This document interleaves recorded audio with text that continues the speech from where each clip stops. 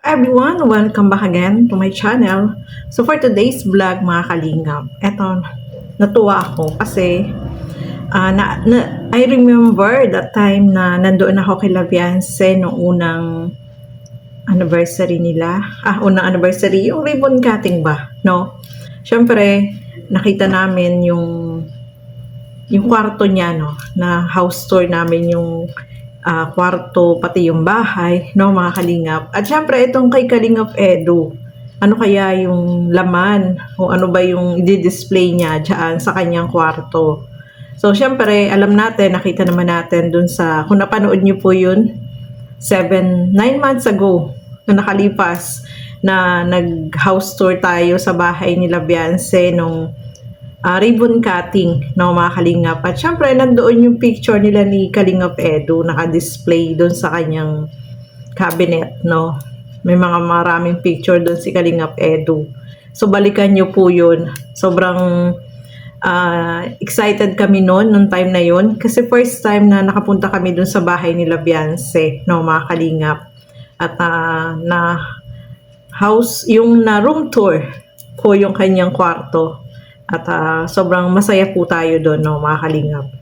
Umabot siya ng 55K ang views, yung house tour doon sa, yung room tour dito sa bahay nila Beyonce, no, mga kalingap. Kaya sobrang saya po namin. At syempre, na-interview, nabigyan namin ng advice si Beyonce doon. Sa mga hindi nakapanood, panoorin niyo po yon, yung house tour ko doon sa bahay nila Beyonce, mga kalingap. At syempre, itong kay Kalingap Edu.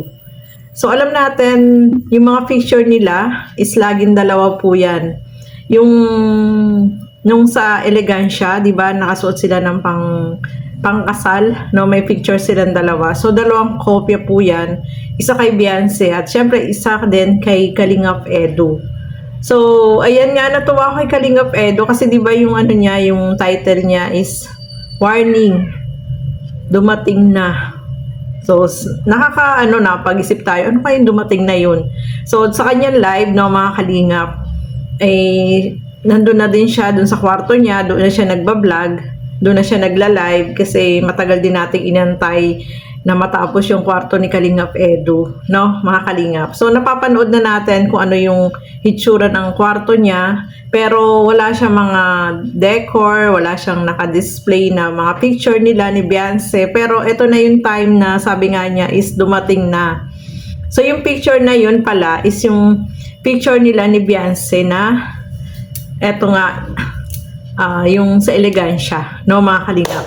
So, bago tayo ma-excite, no, mga kalingap, medyo mahaba na yung ating intro. Ito, panoorin po natin ang video na ito. Pero bago natin simulan yan, huwag niyo pong kakalimutan mag-subscribe. Bal Santos Matubang, Kalingap Rob at Edna Vlogs. At syempre, Kalingap Edu, no, supportahan po natin. At ang inyong lingkod, Gandang Emmy.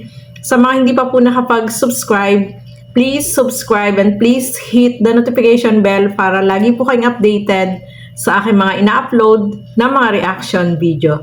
So, eto na nga mga kalingap, panoorin natin ano ba yung dumating na sinasabi ni Kalingap Edu. Tara, panoorin po natin ang video na ito. Title. Grabe.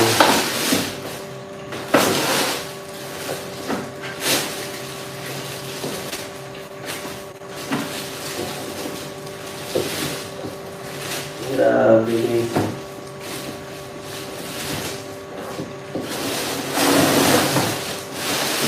Grabe, bawasan na lang din yun.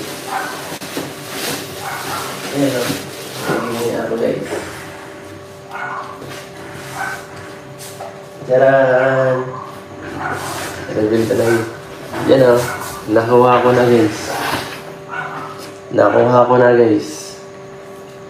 Di-display ko na to dito guys. Laka dito sa likod. Ayan guys, nakuha ko na.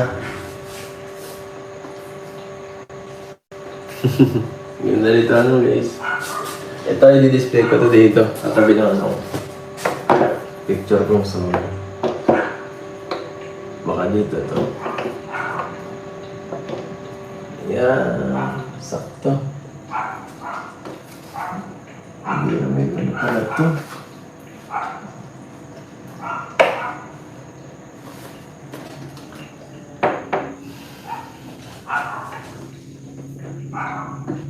Yan.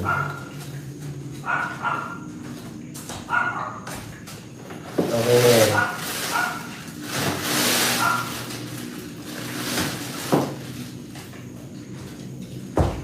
Okay na yan.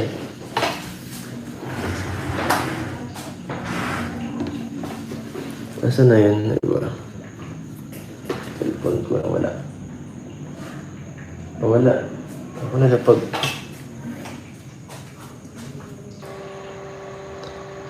Ganda. Yes po. Kailangan ko yung isang man na yan. Kailangan ko yung mga pictures dito guys. Kasi ano yan. Magandang display yan sa bahay.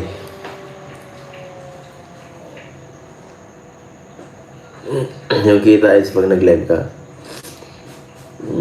Pwede. Pwede naman. Hindi pwede guys kasi makakaharang siya sa ano. Diyan kasi yan eh. Hindi pwede dito yan sa harap ko ilalagay. Meron pa kasi dyan nakalagay isang ilalagay akong display.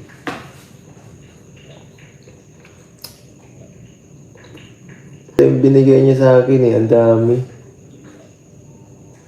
Dalawa lang, isa lang yung kailangan ko. Tara! Opo, pampaswerte yan.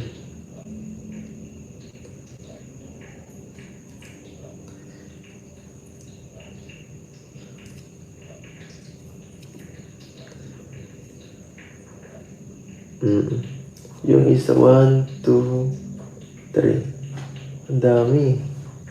Yes, thank you sa pagdala. Siyempre kay YP. Thank you sa pagdala. Wala kasi rin talaga yan.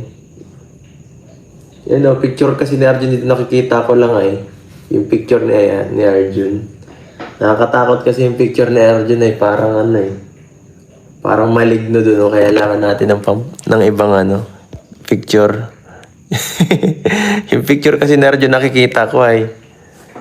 At least yan o, yung picture ko. Kulay blue. Picture na naman. Diba?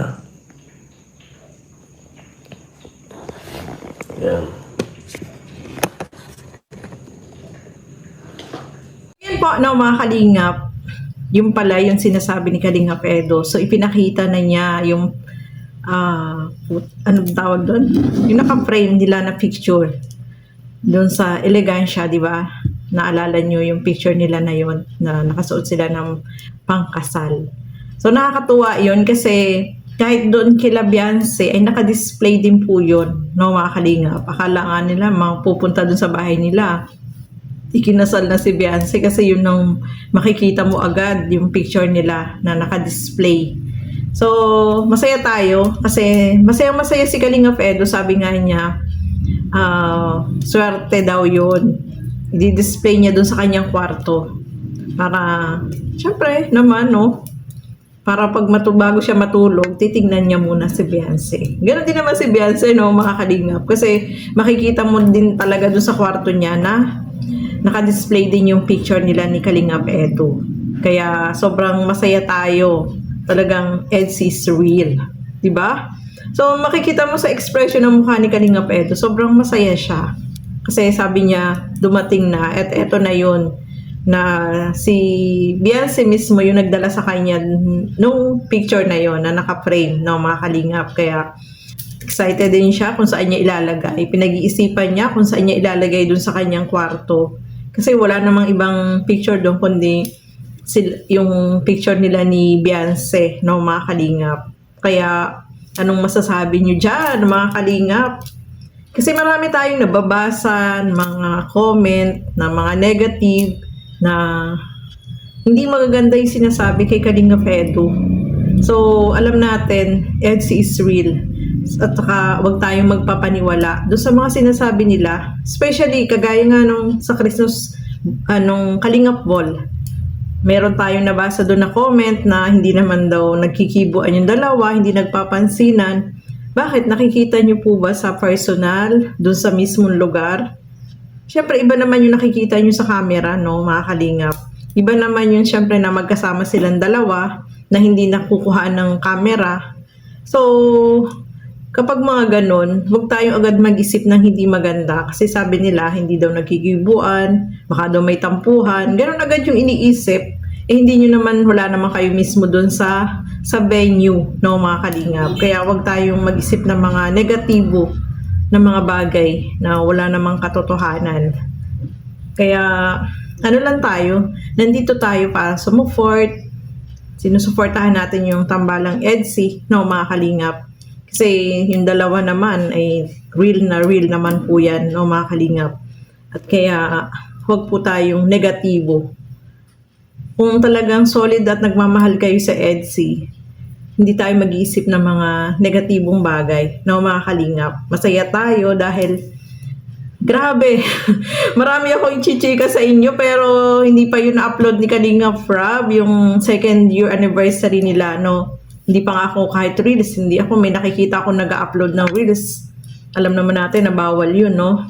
So, may mga video din tayo nakuha nung 2nd year anniversary nila kasi nandoon din kami at diretso kami doon nung dumating kami ng Daet ay anniversary ng EDSI pero hindi pa nakapag-upload si Kalingap Rob.